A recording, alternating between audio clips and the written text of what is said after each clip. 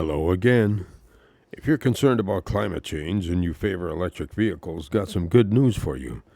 The EV share of sales in the United States from July to September hit 8.9% of all vehicles sold. That's the highest ever. Tesla is still a runaway leader in the United States. Although Model Y had a sales decline from 23 to 24, it's still the number one selling electric vehicle on the market. The Model 3 had a slight sales increase from last year, but Elon's Cybertruck quickly became the number one selling electric truck in the United States, more than doubling the Ford Lightning. Elon sold over 16,000 of these from July to September.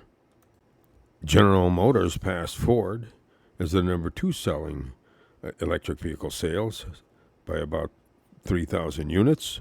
We'll break down Ford a little more. Now, the Ford Lightning, now understand, when you buy a Lightning, it has to be fully loaded. It's not like a gas-powered Ford F-150. You can get just a basic model. Nevertheless, sales increased by almost 10,000 from 2023 year-to-date to 2024.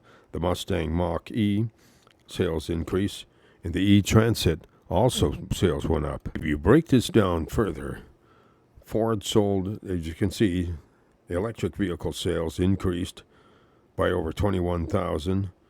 Hybrid sales increased by almost half from 23 to 24. So now the total is 208,000 hybrid and electric vehicles sold. Now, as far as gas-powered vehicles, of course, that's still the bulk of Ford sales. But as you can see, the gap closed and will continue to do that. Now, these vehicles are 100% electric: Tesla, Rivian, Polestar, Lucid, and VinFast. This is the percentage of the vehicles which are electric. Jaguar, almost a third of the vehicles are now electric. Cadillac, 19%. BMW, close to 16%. Mini, Audi. Mercedes, about 10.1%. Acura, 8%. Nissan, Ford, and Chevrolet, about 5% of the vehicles are electric. Part of the growth is because of incentives and discounts.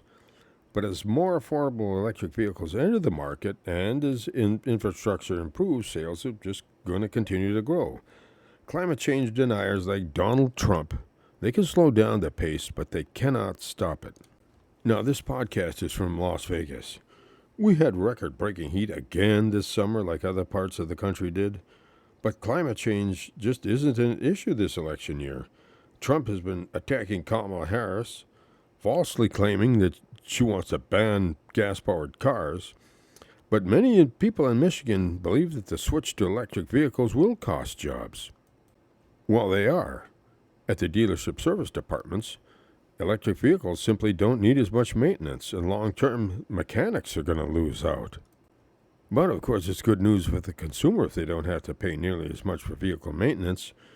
But it's also true that long-term, some parts are going to be more expensive on electric vehicles. There's one note. GMC brought out the 2025 Sierra EV Denali with a $10,000 lower starting base price. It's still about $90,000. It has a range of up to 440 miles. And there's this from factcheck.org. Trump clings to inaccurate climate change talking points. He just won't quit, but you know what? It's working. Or at least it doesn't seem to be hurting him. The Democrats don't want to bring up the issue, which should be helping them, especially among young people. It doesn't matter if there's record-breaking heat, drying up reservoirs, milder winters, and hotter summers.